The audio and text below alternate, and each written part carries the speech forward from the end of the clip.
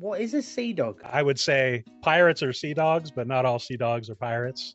Good answer. Basically, they just kind of grabbed her and they smeared a mixture of feces and grease all over her. He decides to create his own little kingdom and torture and murder one by one, getting rid of everybody, often for no reason, just boredom.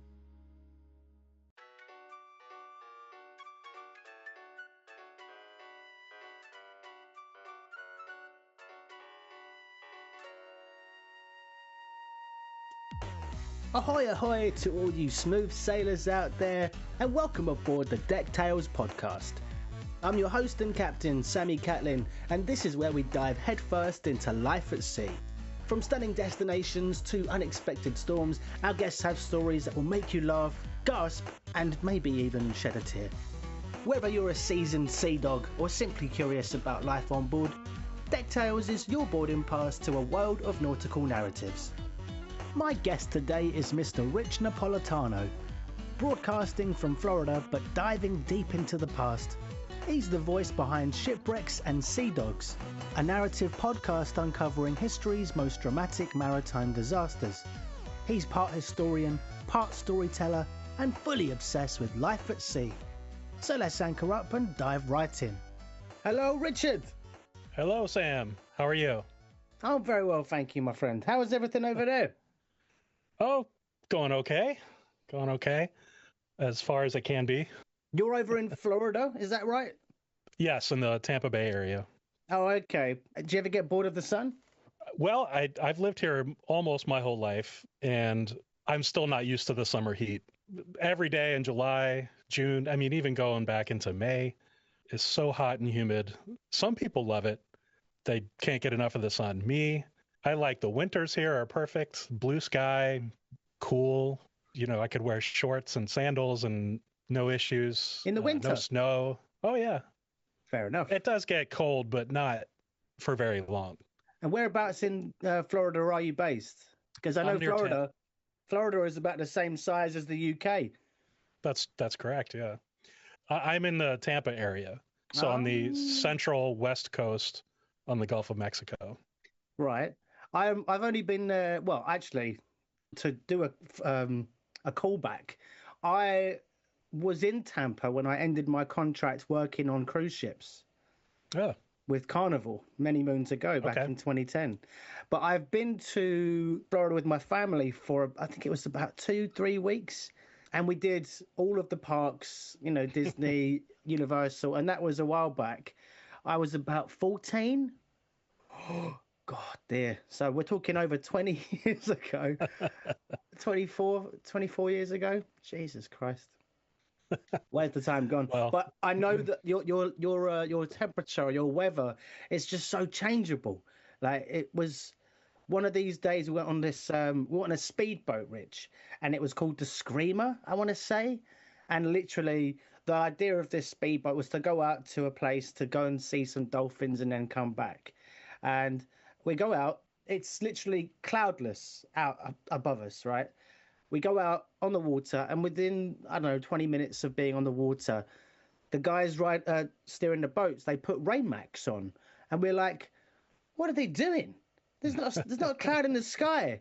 And then like a minute, 2 minutes later, boom, it's just completely torrential. And me and my whole family are huddled on the back of this Screamer speedboat, all under one towel.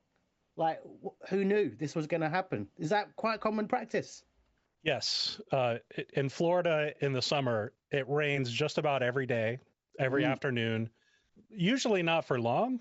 Could be only 5 or 10 minutes, but it'll be a torrential downpour, and then it gets all hot and steamy from all the rain that's accumulated on the hot ground. Yeah. And the reason is, as the day heats up, the moisture evaporates and it turns into storm clouds. And then it all comes down in the afternoon, and then the cycle repeats. It's the only time I've ever in my existence seen lightning visibly, like within eye shot, hit the ground. It was the only time I've ever seen that. But you're okay. We've opened on a little bit of a deviation from the topic, but that's all good.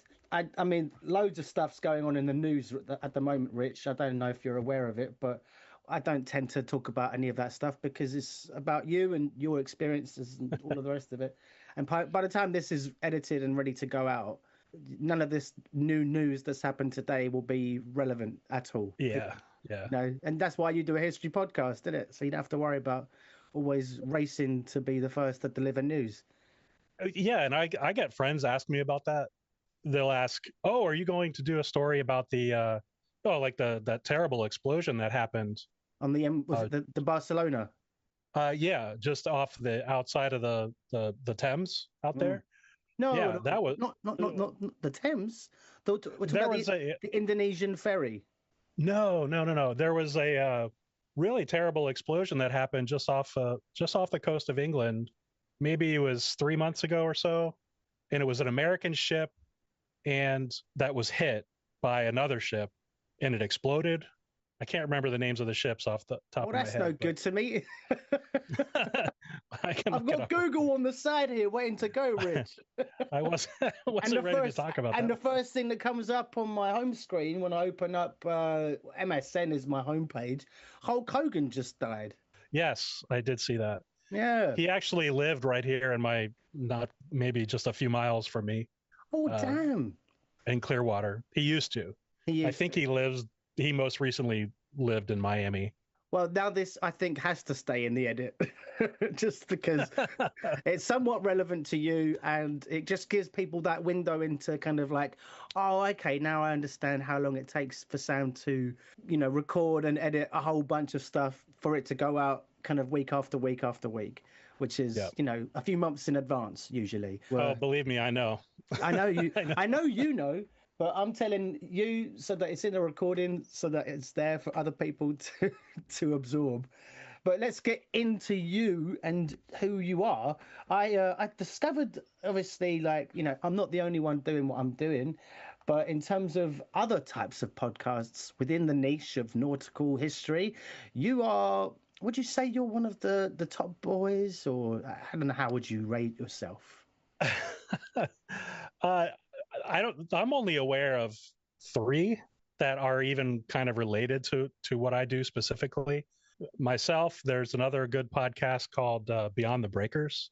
Oh, those guys do a very good job. A little different than mine. They have more conversations with each other, but they do tell the history and the stories of shipwrecks. And then there's one very good podcast, a little bit different, called The Mariner's Mirror. And that one is actually sponsored by Lloyd's of London. Ooh. I should say the Lloyd's Registry of Shipping. Yes. So they do a nice job going around interviewing different folks from the industry, talking about different ships and different history. But we're all a little bit different, even though it's all maritime history. So I think we all have our own niche. Yeah. My style is more narrative, storytelling. Yeah, no interruptions like you're going to get today. Well, this is an interview. That's different. That's fine. And I do some interviews as well. In fact, my last couple of episodes have been interviews because when those opportunities come up, I like to take advantage of them.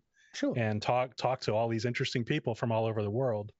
So fortunately, I've been making some really good connections there over the last 3 years or so. No, that's good. But I like to write an introduction that's a narrative, like telling a story, like the opening of a book, based on what actually happened. And oftentimes I'll use passages from witness statements, if somebody kept a journal or a diary or something of that effect. I can't always find that, but when I do, I use it. And if I can't, then I write, I guess you could almost call it like historical novel style, where I am telling the story, but not necessarily exactly what happened. I might, and that's just the introduction. Some kind of interesting way to get into the story. But I'll just describe in a narrative format of what happened in history from a certain person's perspective, usually. So that's just reminded me, actually, Rich. I was heading into central London earlier just to do a really quick job, and of course nothing's ever quick in London because when you go in by the tube, the underground network, there's always a delay or something that you can sometimes bank on. Some are worse than others, but there was a signal failure today that set me back a good 30, 40 minutes. And whilst I was waiting on the platform just to see what was going on, I got speaking to this older guy, and he was asking me about me. I was asking him about him. And when I told him about Deck Tales, he said, "Oh, like Titanic." And I said, "Sure," rolled my eyes immediately, because it's not all about shipwrecks. That's your specialty. In fact, no, he said, "Well, it's funny because I'm the reason Kate Winslet took the role in the film Titanic." And he gave me this story about how he was working, and I can't remember all of the details, but it was something about passing a letter that was handwritten from one man who had handwritten a letter on the Titanic, and he'd given it and put it in the coat of his 8-year-old daughter. And then that letter went around and he was in possession of it. Something along those lines. Basically, this guy I was speaking to was in possession of this letter that was written by a man who gave up his coat, put it on his daughter, stayed on the ship and died. But that letter somehow got back to him and he passed it on, or something roundabout way. He knew somebody that knew Kate, and he spoke to Kate. She was all effing and blinding, like, fucking hell, this, that, and the other. Oh, blimey, governor. Do you know what I mean? He said that she was really crass. And I was like, yeah, I've heard that about Kate, but so what? She's still lovely. But yeah, roundabout way, this guy that I met today claimed to have been one of the, if not the main reason for getting Kate to say yes to doing Titanic, which is a bold claim, sure. I was going to say, that's quite a claim. Yeah, who knows? It could be true. I know I could have just wasted a couple minutes. But so your podcast, I haven't even said it yet, is called Shipwrecks and Sea Dogs. That's correct. When did you start your podcast? It was about the summer of 2022 is when I really started in earnest. I had been thinking about it for a little bit before that.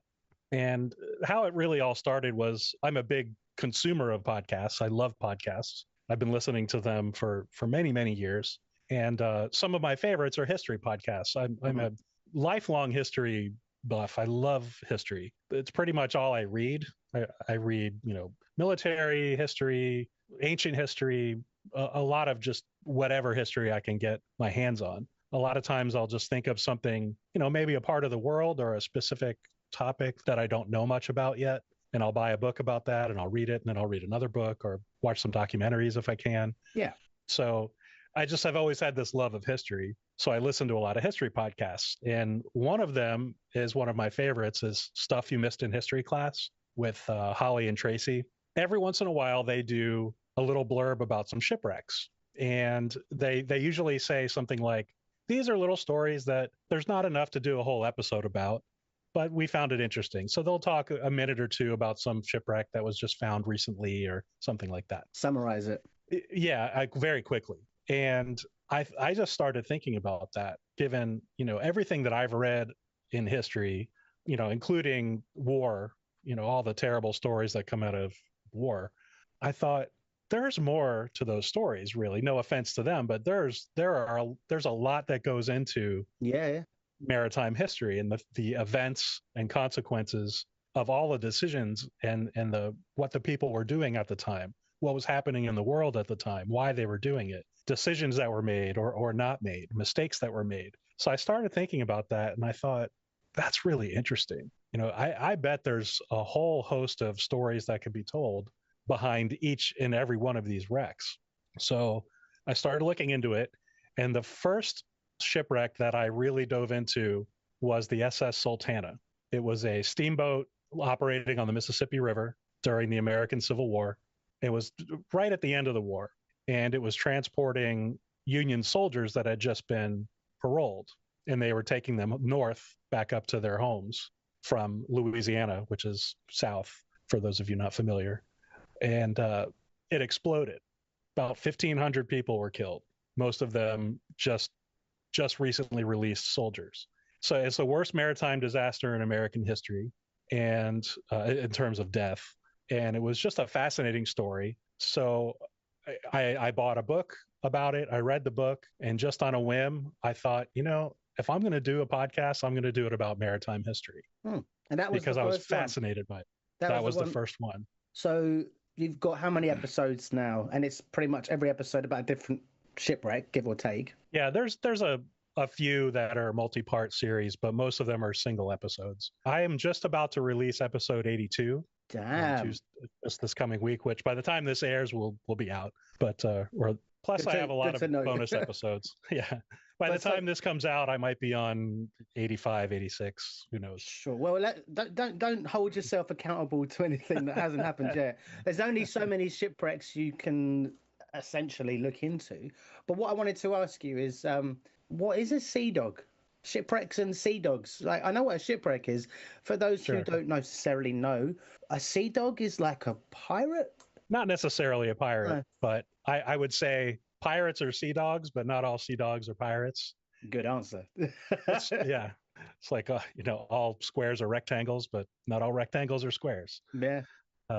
I used to teach math, by the way. I was going to ask you that as well, because you said you used to teach. And Yes. yeah, I wanted to ask you, like, what are the similarities between being a teacher and podcast hosting or, running a podcast? But well, I'll answer your first question. One question at a time. Yeah. Sorry. So a sea dog is just a general maritime slang for just a sailor.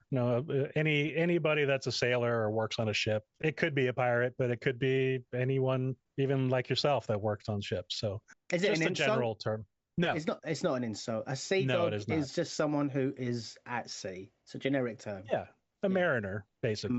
Yes, like Kevin Costner in Waterworld. Yes, just like that. I don't know why. I think I think he was called the Mariner in the credits of the original theatrical release. I think you're right. I think that was his. Yeah. They did like a director's cut, and they actually revealed his name. And for the life of me, the name that they gave him has just gone out of my head. But it was some Greek mythology hero's name. I think that sounds about right, but I can't remember off the top of my head. But yeah, so basically, a sea dog is Kevin Costner. You've done 82 episodes, and you've been doing it since 2022. So yeah, you've been pretty much non-stop with it alongside your work. So did you? Is it your full-time gig? Is it your job? It is now. Oh wow. So I became a teacher back in 2005. I had a different career prior to that, and television production, and then graphic design. So I've done a little bit of a lot of things. Yeah. But I became a teacher in 2005. I taught middle school, which is for those in the UK, ages 11 to 14, roughly. And I taught science and math for 13, 14 years. And then I became the director of technology at the school where I worked, and had that position for about 5 years. And during that time, I started doing the podcast. So it was kind of a hobby / side hustle, but it was growing. And I saw in the future that, if I can keep doing this and keep growing it, I'll be able to do this full time. So it wasn't necessarily something that I had a definite plan on this, by this time I'm going to be a full-time podcaster, but just for a variety of reasons, some things that were happening, it just seemed like the right time, and I made the jump. And so now I am writing, editing, recording, and doing all those other things all day, just about every day. Yeah, and that's my wife. I've just noticed you've got a branded T-shirt. Are those for sale? Yes. Shipwrecks and Sea Dogs. Is that a polo? This is a polo, but I do have T-shirts as well. Sick. Shipwrecksandseadogs.com. Just click on merch. I have T-shirts, hats, some other stuff. I haven't got anything, Rich. I'm not ready to start doing any of that. I'm just enjoying the ride for the time being. But your history, you just gave us a quick sweeping statement of your career. When was it? Because you messaged me a little bit about yourself. You said that you haven't really got anything to do with your career as far as working on ships is concerned. The only thing you've got is a safe boating certificate from the US Coast Guard. I was thinking, what was the thinking behind that? When did you get it, and what could that have enabled you to go on to do, other than work for the Coast Guard? No, it would not allow me to work for the Coast Guard. It's basically like getting a driver's license for boats. Right. except for you don't need it. You don't need a license to drive a boat here in the US. Okay. The reason I did it was just for a simple reason, safety. Especially in my area, there's a lot of tourists, a lot of people visiting the area that rent a boat. In the summer months, it gets really crazy out by the beaches and the intercoastal waterways. And so I just wanted to make sure that I was fully informed about all the rules and regulations and make sure that I could go out there and be safe. But so you've never used it. It was just something that you did. Oh no, I've used it. I don't own a boat because I personally find it more economically reasonable to just rent the boat when I want to use it. Yeah. That's what I do. So Oh, that's fair game. Know, when did you get that certificate? Oh, it was probably 12, 15 years ago or so, roughly. Maybe I'll look into it.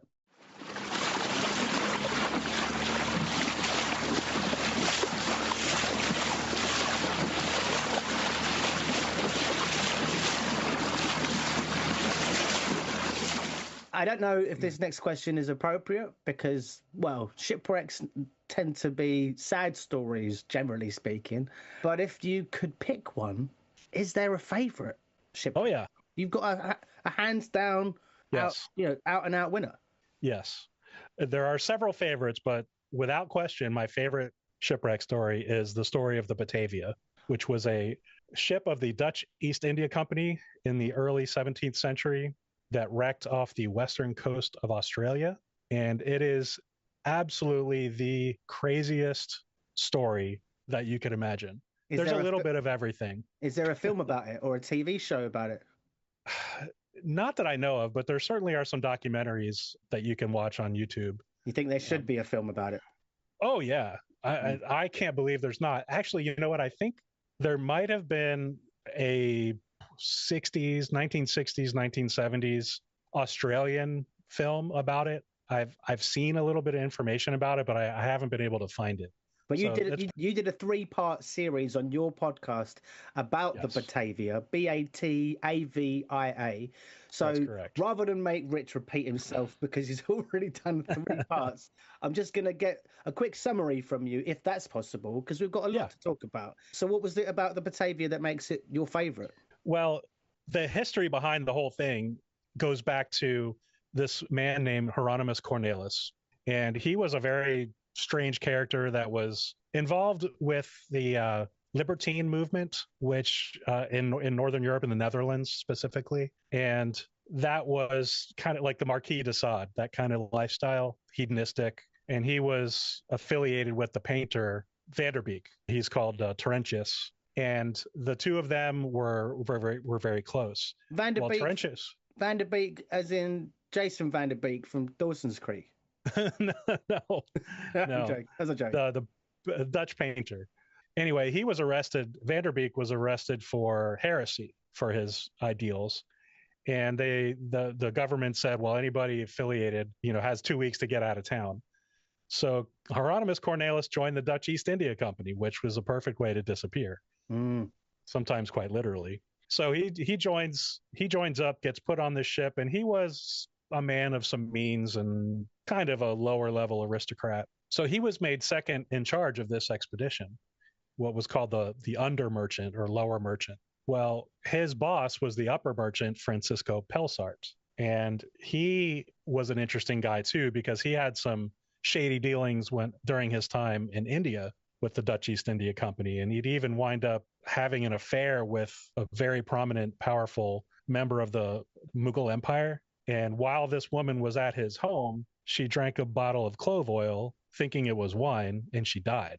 And then he hid her body, and there was a huge scandal and cover up. And so there's a lot of these little kind of intrigue things that happen during the story, which, I'll skip a snowball effect. Yeah. So on the voyage out to Batavia, the city of Batavia, which is modern day Jakarta. Oh, right. But it was in Indonesia, but it was the headquarters of the Dutch East India Company in the East Indies.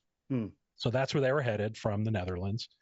And along the way, there was a woman on board named Lucretia van der Meulen, a young lady who was going out to meet her husband, who was a soldier who was stationed in Batavia. Well, she was very attractive by all accounts, and caught the eye of a lot of the men on board, including Cornelis.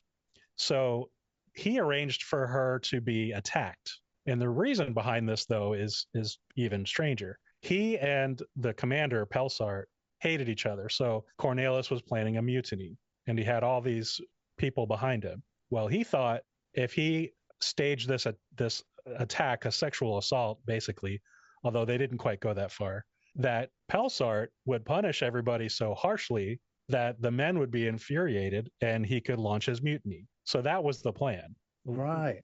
And so they did attack Lucretia. Basically, they just kind of grabbed her and they smeared a mixture of feces and grease all over her. They didn't actually sounds like do anything sexual to her, but sounds a bit like a crossing the equator party at sea. A little bit, yeah. Only more malicious. Yeah, no, they don't go with the shit and oil. That's not really. No, they at least not anymore. They usually use like ketchup and spaghetti and stuff. Right. So that happened, and Pelsart did not react. He kind of sensed why they were doing it and why there was going to be, or why he thought there was going to be a mutiny. So he didn't punish anybody. So then Cornelis thought, well, we're going to have to take over the ship because he's going to have us arrested when we get to Batavia. Well, before any of that could happen, the helmsman, or what they call the skipper, was a little bit negligent and ran smack dab into the Houtman Brojos archipelago about, I believe it's about 30, it's off the coast of Western Australia. Very shallow or very low-lying archipelago, not easy to find. Wasn't well mapped at the time, although it was charted, ran smack into it. The ship wrecks, a lot of people drown right away, but there were quite a few survivors. So they were able to get most of the survivors onto this tiny little island that they called Trader's Island. And this island was, when I say small, I mean maybe 25 meters wide. Wow. Yeah, it was small. It was just basically a coral rock. And then they were able to get a couple of the smaller boats off the ship, and they sent people off to a larger island, which is now called Beacon Island. And this gentleman, should I say, Hieronymus Cornelis, then decides, who's one of the survivors, he decides to create his own little kingdom and torture and murder one by one, getting rid of everybody, sending people off to starve to death to the other little remote islands. It is a bizarre story. The commander, Pelsart, left on the longboat with the skipper to try to make it to Batavia to get help. So he wasn't there. So Cornelis turns this little survivor island into a murder island, just doing terrible things. Yeah. Horrible things to people, getting rid of them little at a time, often for no reason, just boredom. And his goal was, well, whenever a ship does arrive, we're going to take it over, kill the crew, and leave on a life of piracy. How did he command respect and, the allegiance of the crew if he was just getting rid of them one by one?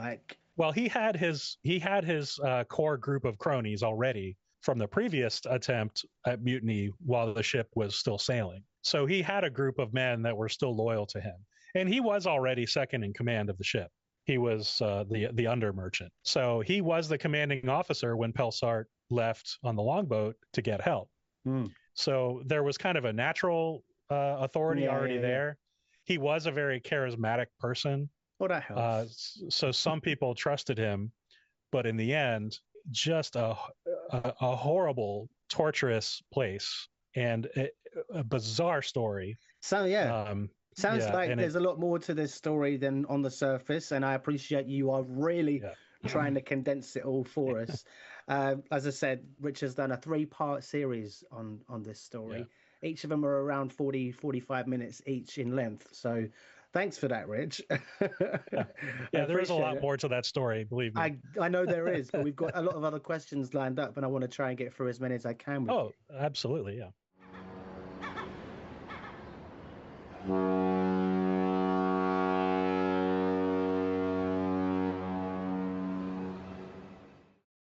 So with the Batavia, obviously, so much research has gone into that. and you've done your due diligence across that for every episode.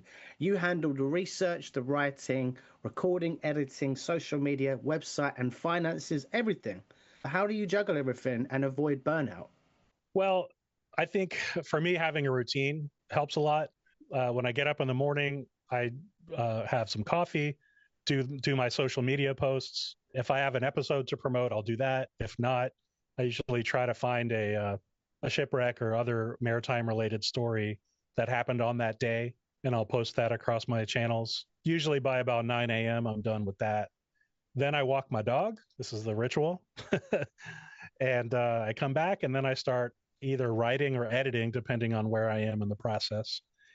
And I take a break for lunch, and then I'll take my dog for another walk.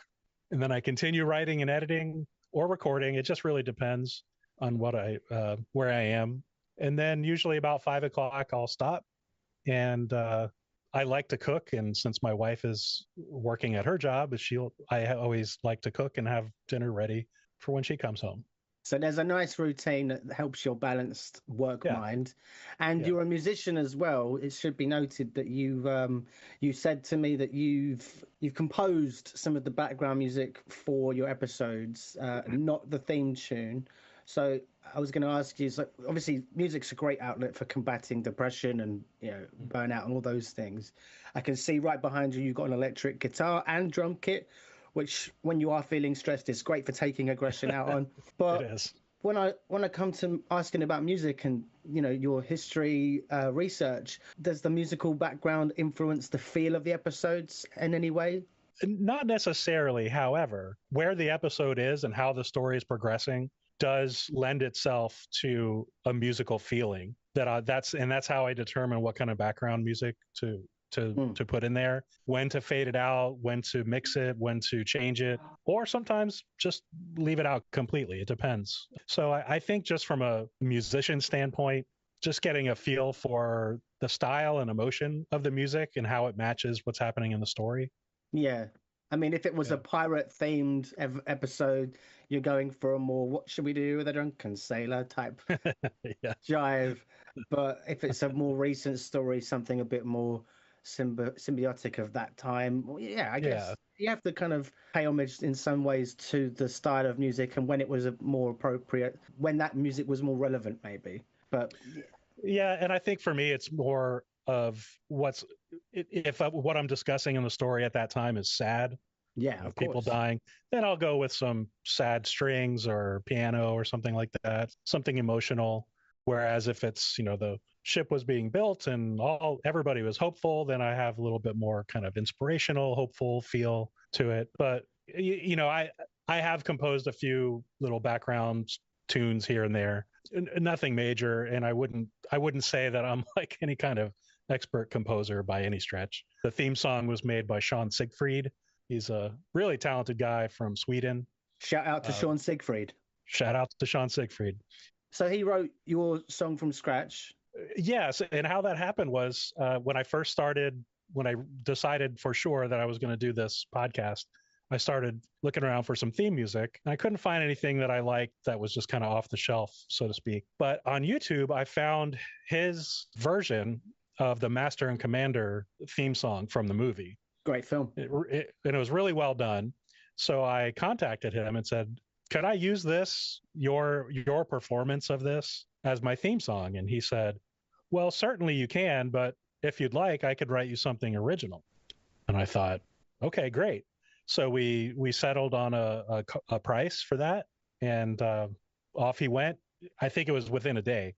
He got back to me. He said, what do you think of this? And it's the version that you hear now. It was perfect. That's it. Done. At least the first one he sent me was the one that I went with. I loved it. Absolutely loved it. Awesome. And it embodies the whole vibe of the whole Shipwrecks and Sea Dogs sort of theme. I think so. It's perfect. It's hard to know, isn't it? Because you're just doing narratives of stories. I'm doing episodes of all sorts that could be happy or sad. So I've kind of just got what you might think is a bit of it's a bit of a fun sounding jingle that I've got. It's quite 8-bit themed. It's called Cubby Up My Jam. Up in my jam, I should say, Cubby, Kubbi. So shout outs to that person, but it's on YouTube as copyright free. But there you go. There's your shout outs for all the musicians involved. Big shout out to Sean Siegfried.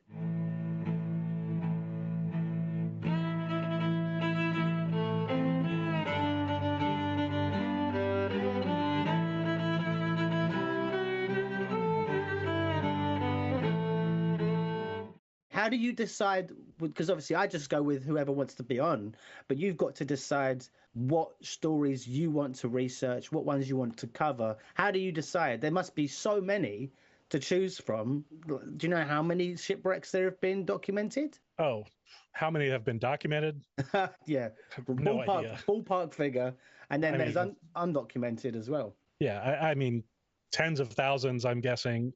I don't know, but I created a spreadsheet early on of a lot of possibilities, and I've done most of those at this point.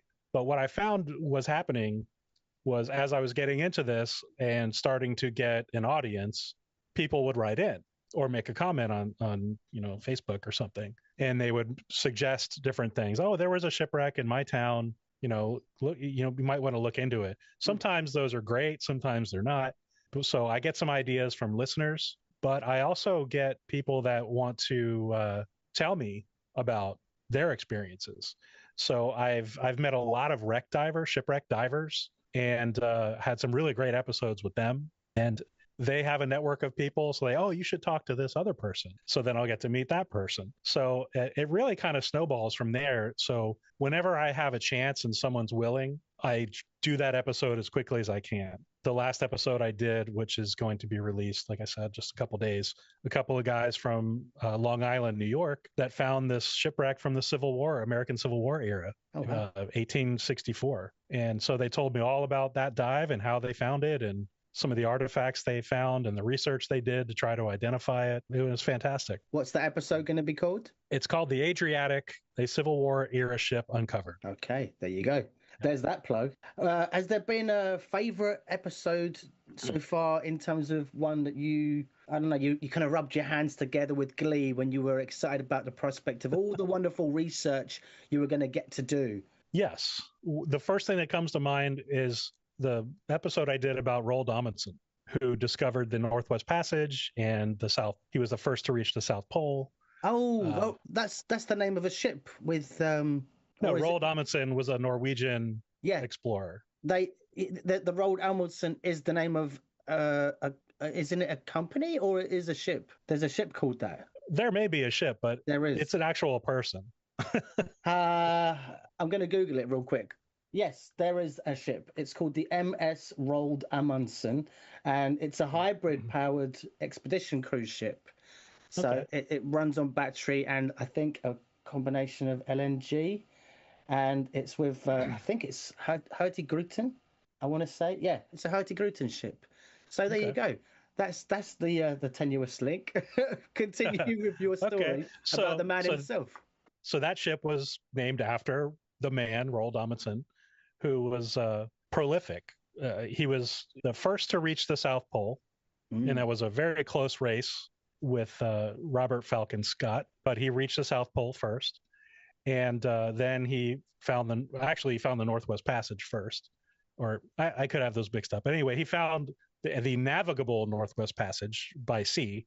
It had already been done over the ice, but he discovered that, and he was one of the first men to reach the North Pole in his expedition, and plus a lot of other Arctic expeditions.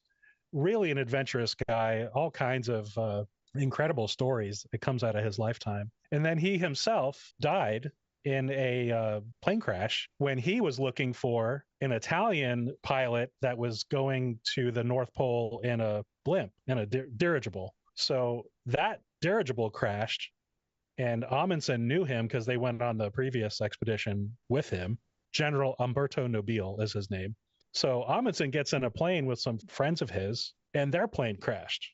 Oh, wow. So he was lost and never found as a result of that was the end of his life of exploration. But yeah, So he's that got was, a lot of stuff to really dive into because you said he was yeah, prolific. I've read right. stuff about him, and I think I'd heard that he was the first to get to the South Pole as well. But yeah, I mean, is there going to be? He died when? What was the year that he passed away? I believe it was late 20s, I think, somewhere around there. Yeah. Okay. With 1928. 1920. Oh, 1928. you were pretty close. You said in the 20s. With obviously doing all this research, how do you balance accuracy with the storytelling and, basically, you're working with historical events that might be inaccurate or incomplete. So how do Mhm. you find a way to fill in the gaps to make a narrative that makes sense for your episodes? That's a great question. Accuracy is my number one goal. Yeah. I don't ever want to say something that's incorrect, although it's probably happened. Um, Yeah. I mean, I'm Full very careful. disclosure. Full Yeah, disclosure. I mean, the chances are, out of all the things that I've written and said, there might be something that wasn't correct. But my goal is to get everything correct. If I'm not sure about something, then I'll either not say it or I'll just say, it's believed, but it's not certain. Fortunately, the more modern shipwrecks, it's a lot easier to confirm these Of things. course, yeah. There's way better records. There's photos, there's witness statements, there's newspaper clippings. But the older stuff, 18th century, 17th century, yeah. Yeah. I think from that standpoint, you have to go with credible historians, academics, not just somebody's blog page. You don't get your information off of TikTok then? No, not so much. Not so much. Well, that's good. Um, That's reassuring. But you get it from multiple sources is the main point, right? You that's can't just correct. take it from one and go, yeah, that'll do. Multiple sources is key. Like I used to tell my students who love to use Wikipedia, I would say, look, if you are using Wikipedia as a resource, look at the references and check the references that were used to write that Wikipedia page, Yeah, because that's what you want. there you go. Those are the books, the authors, the historians, the academics, the college professors. Those are the trusted sources. And even then, you have to verify Well, as best you can. you said to me in a message you wrote that you would class yourself as an amateur historian. But what you've just expressed to me, Rich, sounds more than just a bit amateur. Well done to you. You give yourself a credit. You should give yourself more credit, I think. Well, thank you. The reason I say amateur is because it's really just out of respect for those who did put in the years at university, doing their doctoral thesis and these things. So they put in the work to be called a historian. I have a master's degree in education. I didn't do a doctorate in history or anything like that. Well, it's a tough nut Um, to crack, being a historian. You know what they say about history, Rich? it repeats itself. Well, there's no future in it. Oh, nice. It's a Nice. golden oldie.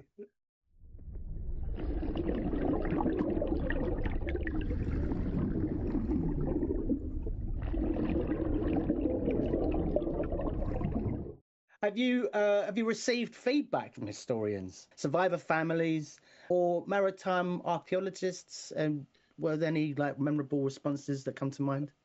Yes, actually, this one really touched my heart, and it was difficult to do.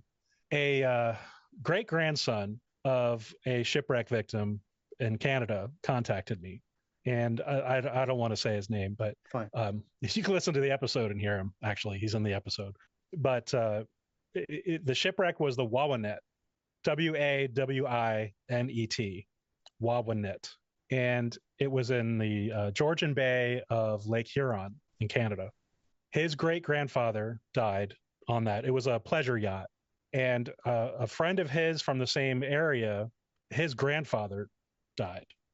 So these two gentlemen agreed to come on the show and talk about this incident. Mm. And they told me everything, all of their memories, everything they knew about it, all the clippings that had been saved and passed down through their family. And then I went off and did my own research, but they were very helpful with that. But I went through and searched records and found photographs and other testimony and information about the people on board.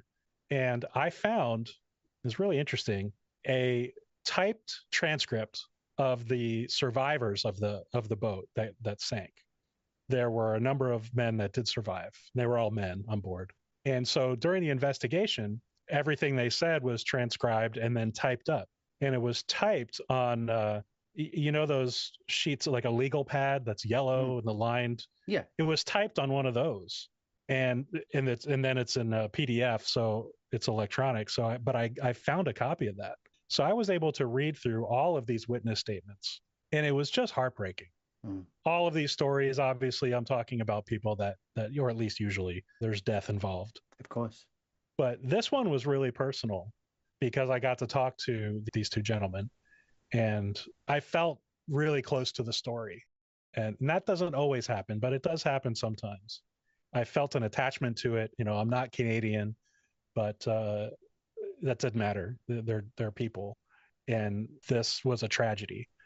And an interesting note about that one too is the owner of the boat was a former NHL hockey player with the Montreal Canadiens. Oh. And he was quite a superstar, or he was quite famous in that area at the time. So that was an interesting little twist to that story as well. But yeah, those stories that they shared with me about their family and all the information and pictures and newspaper clippings that they were able to supply to me. You don't get that often, do you? You're normally just narrating events from history. But being told about this stuff, it does hit home a lot harder. Is there a particular place like for your research that you tend to gravitate towards? So what are your sources, like your go-to sources, for example? Well, there's a definite few of that I tend to gravitate toward, but for American shipwrecks, I look at the United States Coast Guard Maritime Casualty Report. Those are very dry, not exciting reading, but just loaded with information. Sure. Including the details of the schematics of the ship, the length, the sizes, the engines, everything, who was on board, what was on board. They're really detailed. So if I can find those, and if it was in the last 100 years or so, I usually can find it, or maybe 50 years. The National Transportation Safety Board, they do their investigations as well, at least for in the U.S. For elsewhere in the world, a lot of times I look for witness statements, personal accounts, newspaper clippings.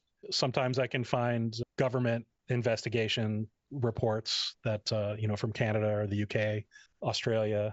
Australia has a really good database that I find quite a bit when I'm researching an Australian shipwreck. So those are the primary resources I use. But definitely not TikTok. No. And I do like to try to find personal statements, someone that was there and survived. Who else better to say it than someone that was there? They almost always match up to what's known about the story. So I interweave those quotes into the narration to provide a little depth to the story.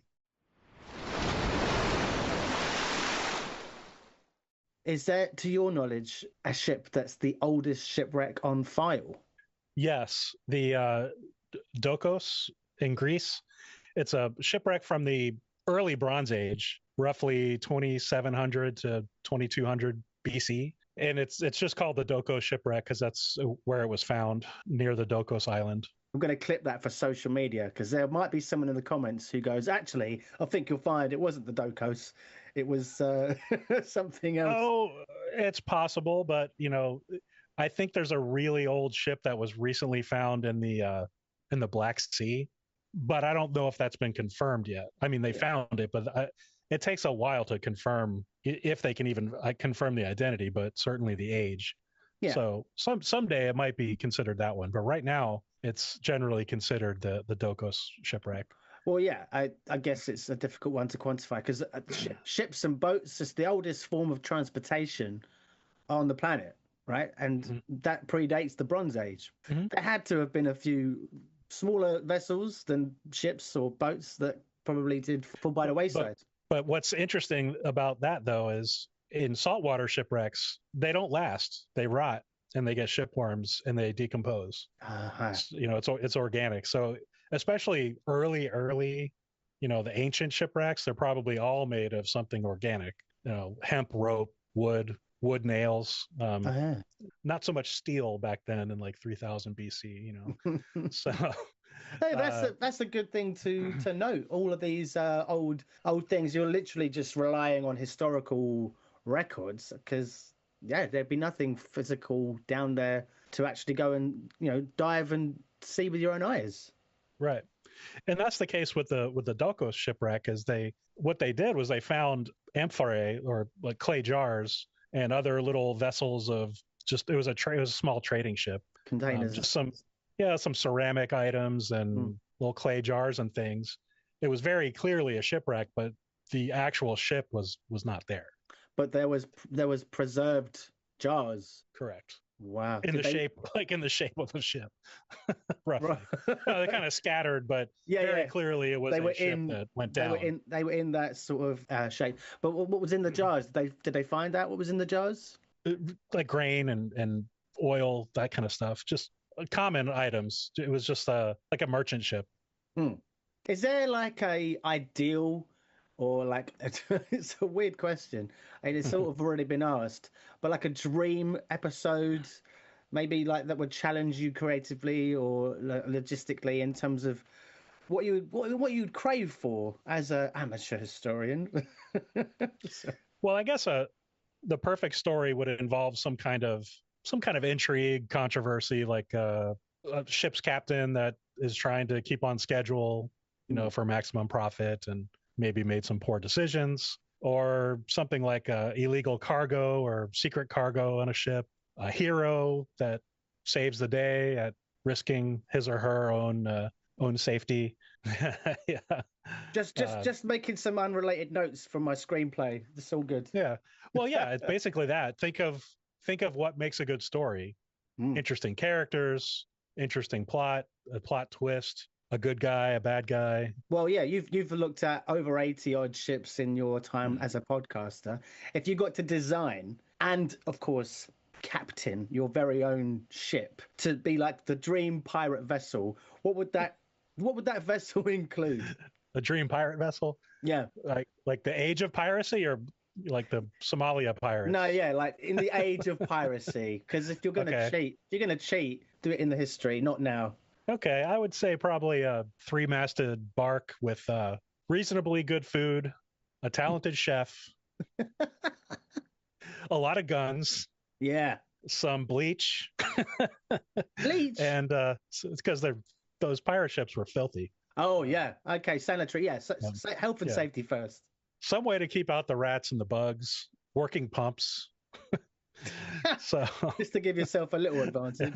trying to think of all the terrible things that happen to people when they're on those ships. What about sailing like? ships. I mean, if you're going back to the age of piracy, do you remember the Jason and the Argonauts? Oh yeah. The film with the claymated like skeletons and stuff. But he had Yes. was it Hera, the figurehead at the front of the ship, and like now and again he'd just go up and wish something and she'd bail him out. Oh, okay. I think if I had the piece on the front there, the figurehead, it would be an octopus. Because Why? yeah, well, because they're what? I'll tell you why. Because they're really smart, Yeah, and I love cephalopods in general because I'm a nerd. But uh, octopuses are really smart, yeah. but they can also be dangerous. So Yeah. that's maybe how I'd see myself. They can squeeze themselves through like a dime piece hole, something That- ridiculous. That I can't do. And I'm sure neither could your ship. But it's nice to have an idea. Like, well, Yes. take lessons from the octopus and try to weave it into your own expeditions as a budding pirate.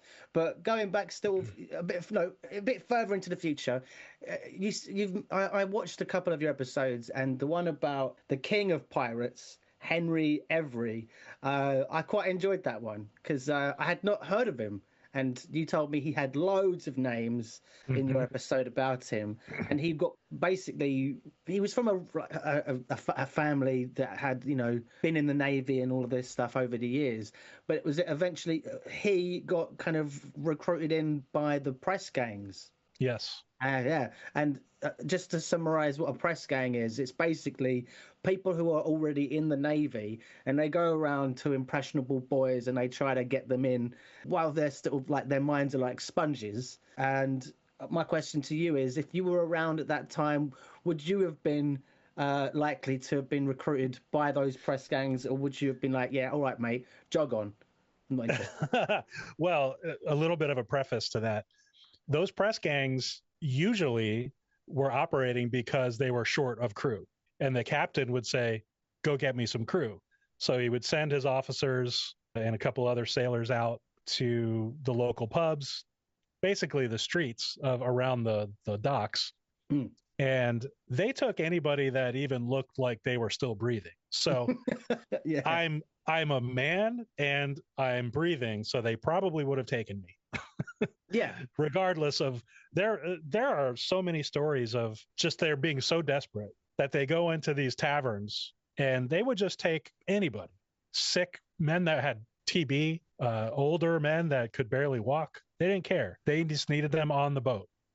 Yeah. So they needed to get them on, and they would just take anybody. If you were able to get away, you were lucky. So Right. those press gangs they weren't choosy, and you often didn't have a choice. You couldn't say jog on; they would take you. Wow. Well, it's a bit weird that there wasn't more of a process for making sure that people on board were healthy or not, carrying some kind of contagion that could then affect the rest of the crew. It was more just about who can scrub the deck and take orders and is like basically a Yes. captive on board that will do the dog's body work. That's correct. They just needed bodies. Remember, this was far before germ theory was accepted. Yeah. They didn't believe or even consider that their hands being dirty could possibly spread disease, that there were these tiny little things called germs and viruses and bacteria. They had no knowledge of any of that. Mm. So they didn't care. Yeah. It was like you said about germ theory. It was a long time after the invention of these big ships that they finally kind of were like, oh, limes and lemons and oranges are great for combating Right. scurvy. And Right. that took some convincing. The published papers, were a long time before it was like mandatory sort of in the Navy, I think. Like it took a long time to convince. Yeah. It wasn't that they didn't know that they could get sick from another person. They knew that, like the plague, and they didn't know that it was spread by fleas. But Yeah. they did know that, well, that guy had plague and his whole family died. So they knew it was spread from person to person, but they didn't know it was because of microorganisms. They thought it was bad air, they would say, or miasma. Yeah. So anyway, the press gangs would just take typically anybody, and there wasn't much choice in the matter.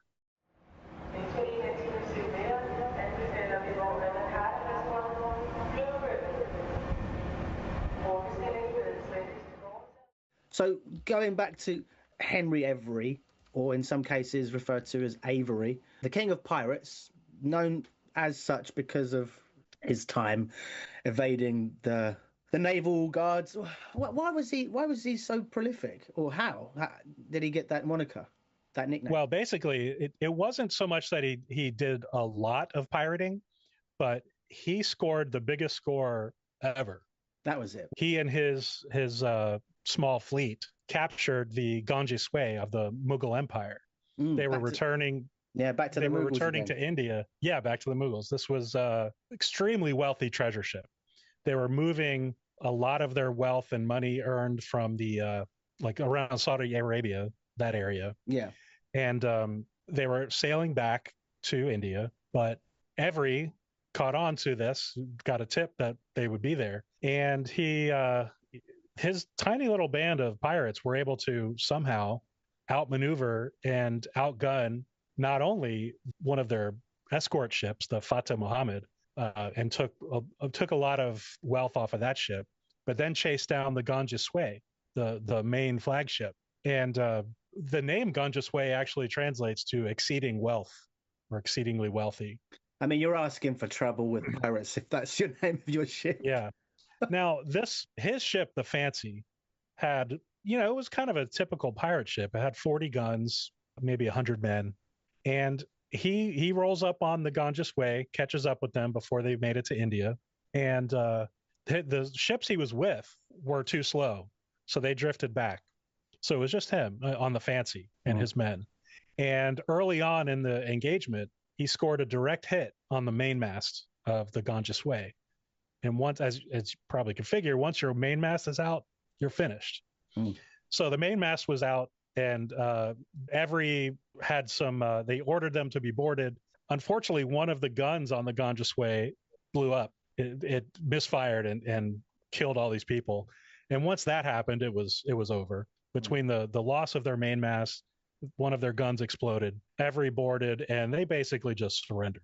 There was some combat, but they surrendered. Even though they outnumbered them, the Ganges Way had about 500 soldiers. Wow. And 500 men, let's say, crew, and another 600 passengers. It's a huge ship. So, but they essentially just said, that's it. We can't. Well, they were dead in the water. They were dead in the water. They had to surrender. Yeah. And Henry Every was barbaric. And I should say, when I do my episodes, I don't go into graphic detail. I could hear. Well, he slaughtered these people. A lot of the men right at first, just no mercy. After that, it was just kind of on a whim. He was trying to extract information out of them because it was such a big ship. He wanted to know where the treasure was stored. Where is it? And so he was torturing people to try to get the information. If they wouldn't tell him, he would just kill them, move on to the next person. A couple of days worth of this torture. They did terrible things to the women, which needs no further explanation. Nope. It was brutal. Even for pirate standards, it was brutal. Because believe it or not all pirates were that cruel. A lot of times they would just take them prisoner, or even just take the valuables and let them go. They'd take any money and sometimes even let them leave on their own ship. But not him. He took everything. Yeah, and you said in the summary, each member of his crew got away with something equivalent to $100 million each. Not quite that much, but sorry, did I in today's money? In today's money, each of his 100 crew got around that each. Well, the total that he took from the Ganges Way in today's money would be, for your UK listeners, about 60 million pounds. Okay. So about $100 million, about right. 60 million pounds. Okay. So I got that wrong then. yeah, not 100 million, but per person, but it was a huge score. It was only about 500,000 pounds at the time, but that's what it equals today, about 60 million pounds. So what's funny about that is he did have a couple of ships with him, but he agreed to meet up on the next day at some remote place, but he took off. He took off with all the money. Oh, good. But he did wind up giving them, they met up at Bourbon Island, which is now called Reunion Island in the Indian Ocean. And he split the money with a couple of the other ships that participated in that raid after they made it back there. And after that, they just scattered. Some of them stayed there on Bourbon Island. Probably wise. Yeah, I mean, I think the ones that said, "Oh, we're going to stay," they probably did better off because, well, we'll get to it in a second. But Every then took off and went to Nassau in the Bahamas, which was a terribly corrupt place at the time, a haven for pirates. Like Tortuga in Pirates of the Caribbean. Yeah, exactly. Just a nasty place. Very corrupt governor, made a deal with Every, who did not announce himself as Every because he was a wanted man by this time. There was the Mughal Empire issued, a demand that he be caught and executed.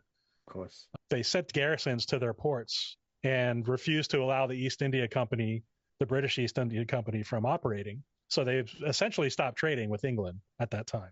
So it was a huge crisis. So the word was out. Everybody's looking for Henry Every. Henry Every arrives in Nassau and calls himself Benjamin Bridgman. And the Governor Trott there may have known who he is. He maybe didn't. Hard to say. But he goes by one of his aliases. They make some underhanded deals to just let him be. Every gives him the ship and most of the contents of the ship except for the treasure. So Henry Every and his crew just disappear into the society there in Nassau. they split up. Some of them stayed there. Some of them went to other islands. Some of them went to the North American colonies. There's a story that, or some believe that he may have wound up in Rhode Island on a ship called the Sea Feather. And the reason they think that is because they actually found some of the men spending coins that matched what would have been on the Ganja Sway. Mm. And you can actually see some photos of those coins online. So what happened to him, really, we don't know. He just kind of disappeared, took his treasure and said, I'm done. Catch me if you can. Yep. Because it was such a big steal, was the bounty that was on him something that was like influenced the maritime laws around that time? Yes, very much so. Like I said, because the East India Company was blocked from trading, at least at first, they offered to go ahead and pay the losses to the Mughal Empire, and then they demanded double, which paid. So it was very expensive for the East India Company to be able to continue trading. Mm. But also the King William III at the time actually said that he was like a scourge of humanity, that Henry Every needed to be found, and issued a royal proclamation. So there was a global manhunt. But what it really did was it really turned pirates into less of a folk hero and more into villains.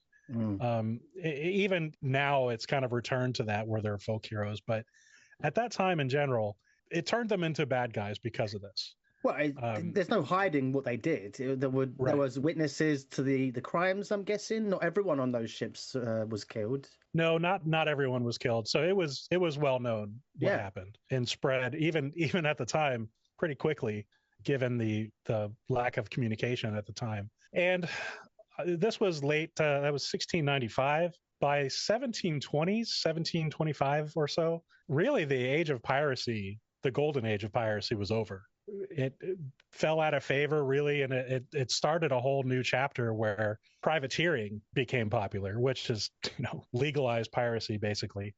Yeah. As long as you have a letter of marque from the king, you can go out and do some pirate stuff. Cool. So I would say that Henry Every was a major reason why the golden age of piracy came to an end in the early 18th century. The glory years. Yeah. When it was cool to be a pirate. When it was cool. But when someone goes out and they're like, it's okay, I've got a letter, the king said I can do it. Was there like rules within that? Like you can pillage, but you can't rape? Or like, I don't know, like what rules were enforced when it became privateering? None. By that look. If it was the enemy, they didn't care. They didn't care. I mean, there could have been some rules. It depends on the charter, I guess. But if England was at war with Spain at a certain period of time, which they were, and the privateer attacked and captured a privateer a Spanish ship,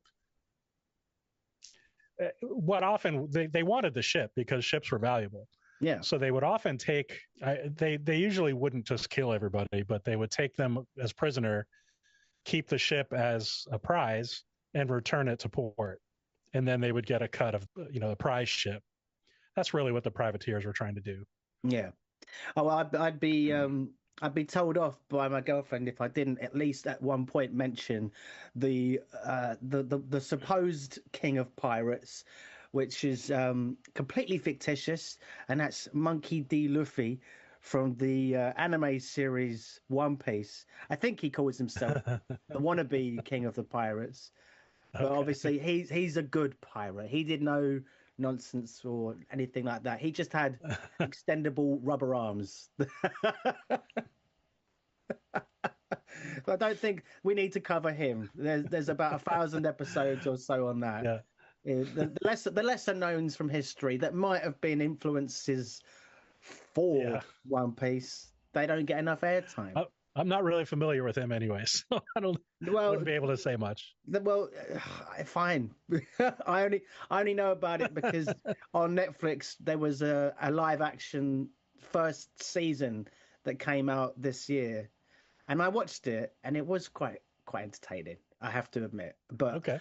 for those who are like, purists and only watch the anime or read the books, the graphic novels, I think it probably did it justice. I mean, it's been going on for a very long time, and piracy is the main theme of One Piece. Yeah, check out the first episode, see if it interests you. It was very heavily produced. The special effects and everything in that really amazing.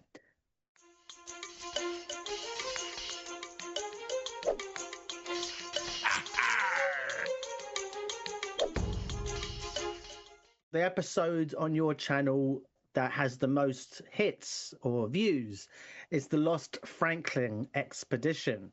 So, is there anything you can tell us about that in summary? Like, why do you think that one went as what that was the most successful?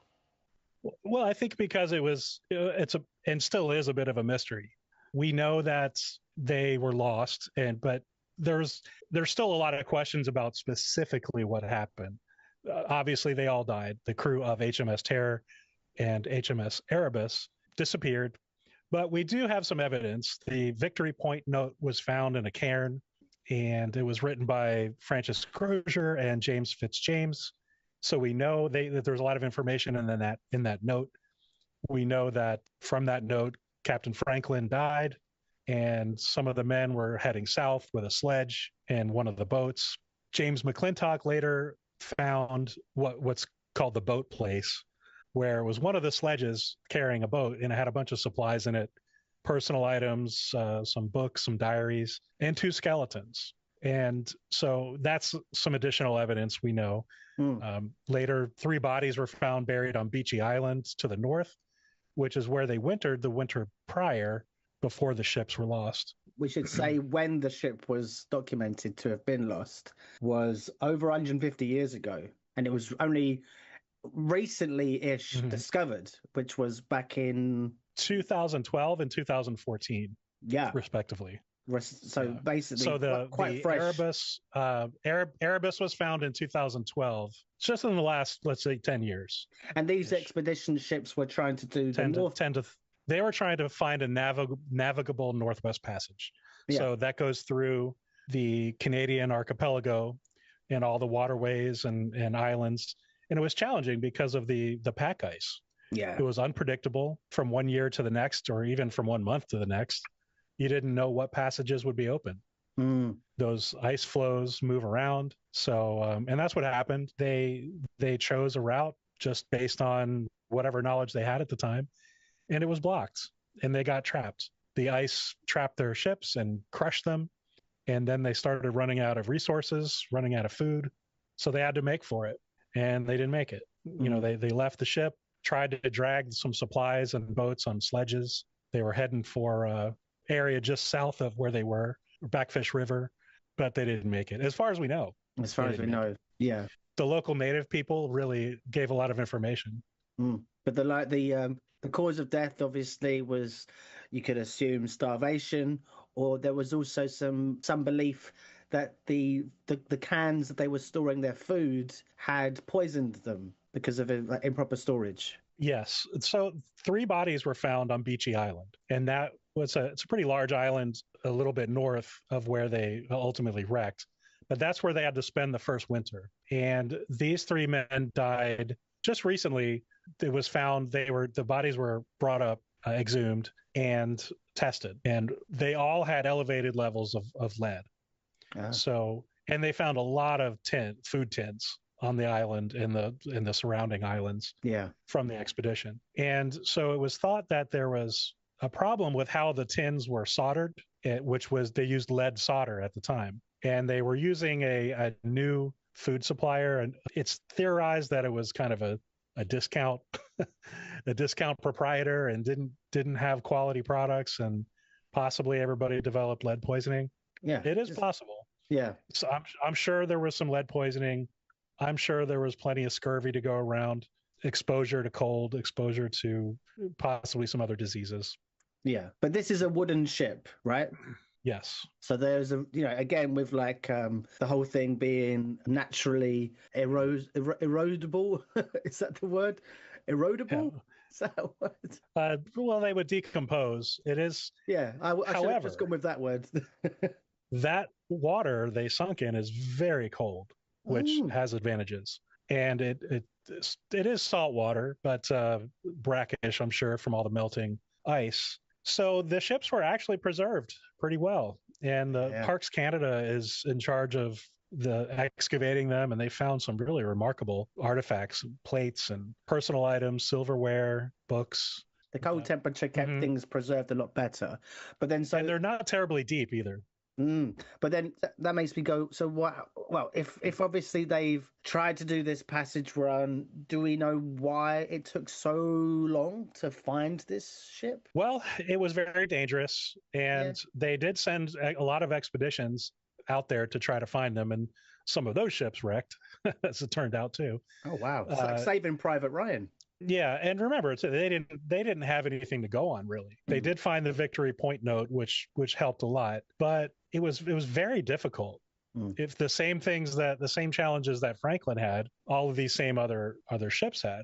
So they were trying to navigate passages that were unknown. They were not sure what was going to be open, what was going to be packed with ice. Plus, over time, the ships really did shift. They weren't found where it was suspected that they went down. So they kind of got carried in the current a little bit. So they weren't exactly where they expected. However, the local Nunavut people had all of these oral stories that they passed down from generation to generation. And they ultimately helped. These are Inuits. Well, Nunavut technically, but the native tribal people of that Arctic region up there. Yeah, we don't want to offend anyone listening who might be one of them.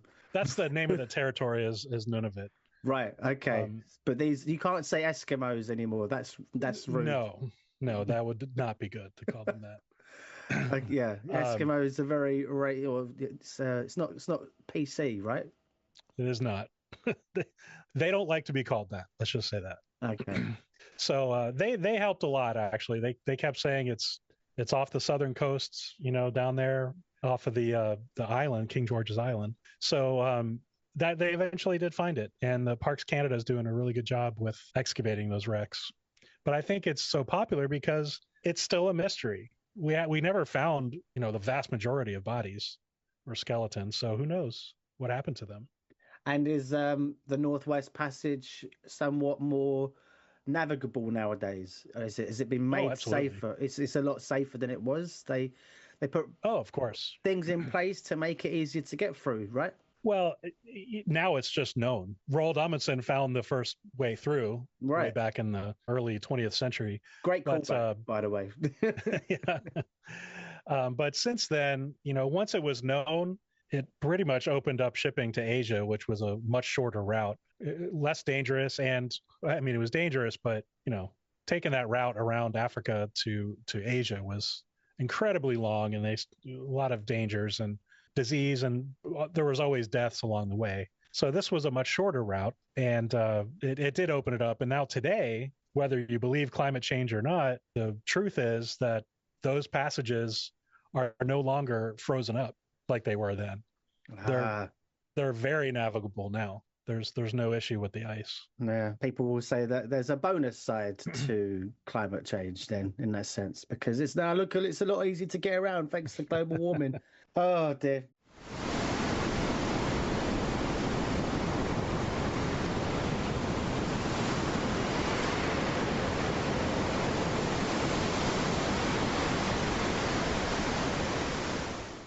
Well, Rich, listen, I could talk to you for hours and hours and hours, I am sure. I've got loads of other questions, but you've already talked about these things on your channel, Shipwrecks and Sea Dogs. If there's any other top episodes that are, gems that you think deserve more ears on, just give them a quick promotion as well, and why they're, in your opinion, some of the better stories. I would say the Al Faro, that's a really sad story. A lot of poor decisions and things that just make you angry, really. That's a really good episode, I think. Really interesting story. The Marine Electric was a cargo ship that was lost off the coast of Virginia. Modern too, not that long ago, 20th century. And the Princess Sophia, which was a cruise ship or passenger ship that was lost up off the coast of Alaska. got grounded up there on Vanderbilt Reef and eventually slipped off the reef and sunk, and everybody died. Those are some good ones if anybody wants like a good starting point.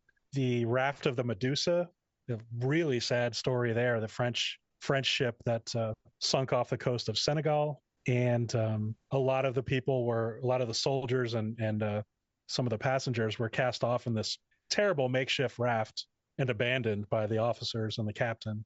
Really, really terrible story. That one was tough to do as well. Yeah. It's just so much suffering, and they're not feel good stories. However, FYI.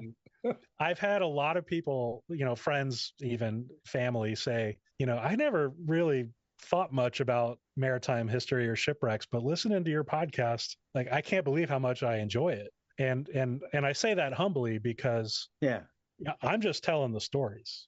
Yeah. The stories, the stories are there.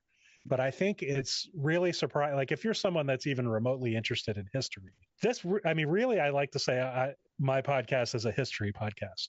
It happens to be about maritime history, but there's so much other history that gets interweaved into these stories because they're all connected. All of these things that are going on in the world impact what happened. And so I try to really focus on that and bring those things to light. That's interesting.